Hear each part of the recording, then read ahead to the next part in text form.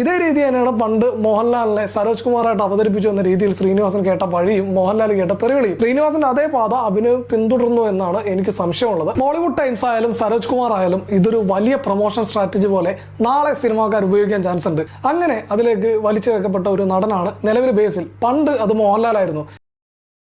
ഈ വീഡിയോ തുടങ്ങുന്നതിന് മുമ്പ് നിങ്ങൾ ഈ ഒരു സിനിമ ഓർത്തു വെച്ചോ. പത്മശ്രീ ഭരത് ഡോക്ടർ സരോജ് കുമാർ എന്ന ശ്രീനിവാസന്റെ പഴയ ഒരു സറ്റയർ കോമഡി സിനിമ. ആ സിനിമ എങ്ങനെയാണ് ഫേമസ് ആയത്, അതിൽ ആരെയാണ് ഇൻഡയറക്റ്റ് ആയിട്ട് കളിയാക്കിയത്, അല്ലെങ്കിൽ ആരെയാണ് ശ്രീനിവാസൻ ഉദ്ദേശിച്ചതെന്നൊക്കെ നിങ്ങൾക്ക് തീർച്ചയായിട്ടും അറിയാം. അതുപോലെ തന്നെ ഒരൊറ്റ സിനിമ കൊണ്ട് മലയാളികൾക്ക് പ്രിയപ്പെട്ടവനായിരുന്ന ബേസിൽ ജോസഫ് എന്ന നടനും സംവിധായകനും ഈ ഒരു മോളിവുഡ് ടൈംസ് ഇറങ്ങിയതിനു ശേഷം വലിയ രീതിയിൽ വിമർശനങ്ങൾ നേരിടുകയും കള്ളനും കൊള്ളരുതാത്തവനുമായി തീർന്നു എന്നുള്ള ഒരു ഘട്ടത്തിലേക്ക് ഇപ്പോൾ കാര്യങ്ങൾ കൊണ്ടെത്തി നിൽക്കുകയാണ്.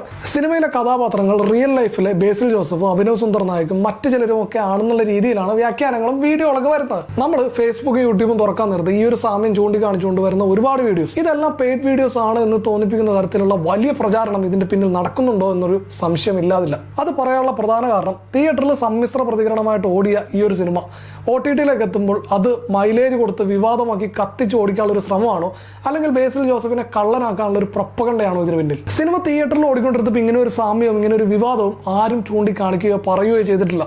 OTT-യിൽ ഇറങ്ങി കഴിഞ്ഞതിന് ശേഷമാണ് ഇത്തരം വിവാദങ്ങൾ സിനിമയെ കൂടുതൽ പോപ്പുലർ ആക്കി മാറ്റിയത്. ഇതേ രീതി തന്നെയാണ് പണ്ട് മോഹൻലാലിനെ സരോജ് കുമാറായിട്ട് അവതരിപ്പിച്ചു എന്ന രീതിയിൽ ശ്രീനിവാസൻ കേട്ട വഴിയും മോഹൻലാൽ കേട്ട തെറിവിളിയും. സരോജ് കുമാർ എന്ന സിനിമ അന്നൊന്ന് ശ്രദ്ധിക്കപ്പെട്ടത് മോഹൻലാലിനെയാണ് കളിയാക്കിയതെന്നുള്ള വ്യാഖ്യാനം അല്ലെങ്കിൽ സാമ്യം കൊണ്ടാണ്. മോളിവുഡ് ടൈംസ് ആയാലും സരോജ് കുമാർ ആയാലും ഇതൊരു വലിയ പ്രൊമോഷൻ സ്ട്രാറ്റജി പോലെ നാളെ സിനിമാക്കാർ ഉപയോഗിക്കാൻ ചാൻസ് ഉണ്ട്. അതിന് രണ്ട് കാരണമാണുള്ളത്. കത്തി നിൽക്കുന്ന സെലിബ്രിറ്റിയെ ഈ ഒരു സിനിമയിലേക്ക് ഇത്തരം സാമ്യങ്ങളും അല്ലെങ്കിൽ ഇത്തരം വിവാദങ്ങളൊക്കെ ചൂണ്ടിക്കാണിച്ച് ഇന്ന ആളാണ് ഇതിൽ അഭിനയിക്കുന്നതെന്ന് പറഞ്ഞാൽ സ്വാഭാവികമായി സിനിമക്ക് ബൂസ്റ്റപ്പ് ആവും, സിനിമ കത്തി കയറുകയും ചെയ്യും. അങ്ങനെ അതിലേക്ക് വലിച്ചിഴക്കപ്പെട്ട ഒരു നടനാണ് നിലവിൽ ബേസിൽ. പണ്ട് അത് മോഹൻലാലായിരുന്നു. അതിലൂടെ ശ്രീനിവാസന് രണ്ട് കാര്യങ്ങൾ ചെയ്യാൻ പറ്റി. ഒന്ന്, സിനിമയ്ക്ക് പ്രൊമോഷൻ കിട്ടി. രണ്ട്, മോഹൻലാലിന്റെ കരിയർ കരിവാരി തേക്കാനും മോഹൻലാലിന് ഈ സിനിമയിലെ വിവാദങ്ങളിലേക്ക് വലിച്ചിഴക്കാനും പറ്റി.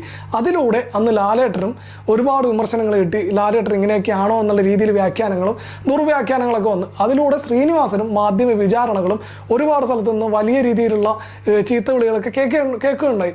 പക്ഷേ ഇവിടെ നിലവിൽ ഈ ഒരു സിനിമ കൊണ്ട് അഭിനവ് സുന്ദർ നായകനല്ല. നമ്മളിപ്പോൾ ശ്രദ്ധിച്ച് നോക്കിയാൽ കാണാൻ പറ്റും, ദേശീയ തലത്തിൽ പോലും കത്തിക്കുന്ന ബേസിലിന്റെ കരിയറിലും ജീവിതത്തിലും വലിയ കളങ്കം വീഴ്ത്താനായിട്ട് ഈ മോളിവുഡ് ടൈംസ് എന്ന ഈ ഒരു സിനിമയ്ക്ക് കഴിഞ്ഞിട്ടുണ്ടെന്നുള്ളതാണ്. പക്ഷെ അത് ബേസിലിന്റെ കഥയല്ല, അല്ലെങ്കിൽ തന്റെ കഥയല്ലെന്ന് പറയാൻ അഭിനവ് സുന്ദർ നായകോ അല്ലെങ്കിൽ സിനിമയുടെ മറ്റ് അണിയറ പ്രവർത്തകരോ തയ്യാറായിട്ടില്ല എന്നുള്ളതാണ് മറ്റൊരു കൗതുകം. മോളിവുഡ് ടൈംസ് എങ്ങനെ ബേസിലിന്റെ ജീവിതത്തിലും കരിയറിലും ബാധിച്ചു എന്നറിയാൻ ഈ വിവാദമായ വീഡിയോകളുടെ അടിയിൽ വരുന്ന കമന്റ് സെക്ഷൻ മാത്രം നോക്കിയാൽ മതി. ബേസിൽ ജോസഫിനെ ഒരു കള്ളനായിട്ടും മോഷ്ടാവായിട്ടും അല്ലെങ്കിൽ ഈ മറ്റുള്ള ആളുകളുടെ കഴിവ് തട്ടിയെടുക്കുന്ന ആളുമായിട്ടാണ് ബേസിൽ വിരോധികൾ ഇപ്പോൾ രംഗത്തിറങ്ങിയിട്ടുള്ളതെന്നാണ് മറ്റൊരു കാര്യം. വേറൊന്നുണ്ട്, അഭിനവ് സുന്ദർ നായകന്റെ ഇപ്പോൾ യൂട്യൂബിലുള്ള കുപ്പി എന്നൊരു ഷോർട്ട് ഫിലിം നമ്മുടെ കുഞ്ഞിരാമായണം കഥയുമായിട്ട് ചെറിയൊരു സാമ്യമുണ്ട്. അതും ആളുകൾ ചൂണ്ടിക്കാണിക്കുന്നുണ്ട്. അഭിനവ് ചെയ്യാൻ വെച്ചിരുന്ന ഒരു ഷോർട്ട് ഫിലിം അല്ലെങ്കിൽ പിന്നത്തേക്ക് സിനിമയായി ചെയ്യാൻ വെച്ചിരുന്ന ഒരു ഷോർട്ട് ഫിലിമാണ് കുഞ്ഞിരാമായണമായിട്ട് ബേസിൽ ചെയ്തതെന്ന് ഒരു ധ്വനി ഇപ്പോൾ ഈ സിനിമ ഫീൽഡിലാകെ പരക്കുന്നുണ്ട്. മറ്റൊന്ന്, അഭിനവ് സുന്ദർ നായകന്റെ ഐഡിയ ആയിരുന്നു കേരളത്തിലെ ആദ്യത്തെ സൂപ്പർ ഹീറോ എന്നുള്ളതും. അതും ബേസിൽ തട്ടിയെടുത്തു എന്ന രീതിയിലുള്ള വാർത്തകളും ഈ വിവാദമാക്കിയ വീഡിയോകളിൽ ഒരുപാട് പ്രചരിക്കപ്പെടുന്നുണ്ടെന്നുള്ളതാണ് വസ്തുത. മറ്റൊരു കാര്യം സിനിമയിൽ സംഭവിക്കുന്നുണ്ട്. അഭിനവാണെന്ന് പറയപ്പെടുന്ന വിനീത് മാധവൻ എന്ന നെസ്ലിന്റെ കഥാപാത്രം സിനിമയിൽ പക്ക ഫെയിലിയറാണ്.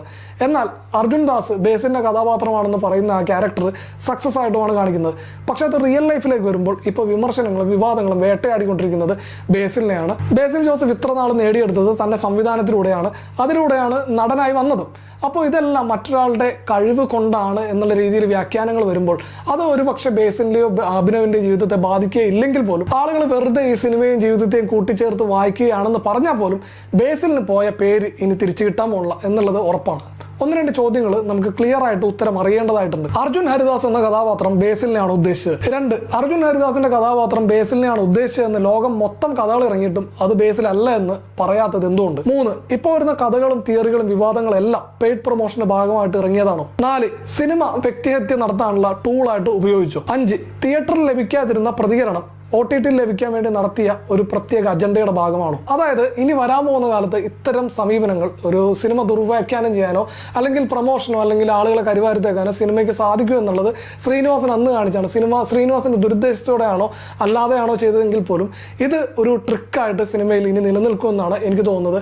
ശ്രീനിവാസന്റെ അതേ പാത അഭിനയം പിന്തുടർന്നു എന്നാണ് എനിക്ക് സംശയമുള്ളത്. ചുരുക്കി പറഞ്ഞാൽ മോളിവുഡ് ടൈംസ് എന്ന സിനിമ ഉദയനാണ് താരം എന്ന സിനിമയുടെയും സരോജ് കുമാർ എന്ന സിനിമയുടെയും ബൈ പ്രോഡക്റ്റ് ആണെന്ന് പറയാം. ഉദയനാണ് താരം എന്ന സിനിമയിലൂടെ കഴിവില്ലാത്ത ആളുകളാണ് മലയാള സിനിമയുടെ മെയിൻ സ്ട്രീമിൽ എത്തുന്നുള്ള സന്ദേശവും സരോജ് കുമാർ എന്ന സിനിമയിലൂടെ സിനിമ കൊണ്ട് ആളുകളെ കരുവാരിത്തേക്കാനും അല്ലെങ്കിൽ അപമാനിക്കാനും കഴിയുമെന്ന് തെളിയിച്ച രണ്ട് സിനിമകളാണ്. ഈ രണ്ട് സിനിമയും ചേർന്നുണ്ടാക്കിയ എഫക്റ്റ് ആണ് അഭിനവിന്റെ ഈ ഒരൊറ്റ സിനിമ. അതാണ് മോളിവുഡ് ടൈംസ്. പക്ഷെ നിങ്ങളൊരു കാര്യം മനസ്സിലാക്കണം, എന്റെ വീഡിയോ ഒരിക്കലും ഒരു പ്രൊപ്പഗണ്ട വീഡിയോ അല്ല. ഒരുപാട് വീഡിയോകൾ ഇറങ്ങിയിട്ടും ഞാൻ അത്തരം വീഡിയോകൾ ചെയ്തിട്ടുമില്ല.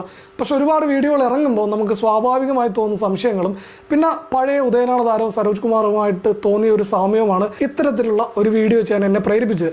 എന്നാൽ അടുത്ത വീഡിയോയിലൂടെ നമുക്ക് ഇനിയും ഒരുപാട് കാര്യങ്ങൾ സംസാരിക്കാനുണ്ട്. ഈ വീഡിയോ ഇഷ്ടപ്പെട്ടാൽ അല്ലെങ്കിൽ ഇതിനെപ്പറ്റി എന്തെങ്കിലും അഭിപ്രായം പറയാനുണ്ടെങ്കിൽ തീർച്ചയായും നിങ്ങൾ അടിയിൽ കമന്റായിട്ട് രേഖപ്പെടുത്തുകയും വേണം. അടുത്ത വീഡിയോയിൽ കാണുന്നവരെല്ലാവർക്കും ബൈ.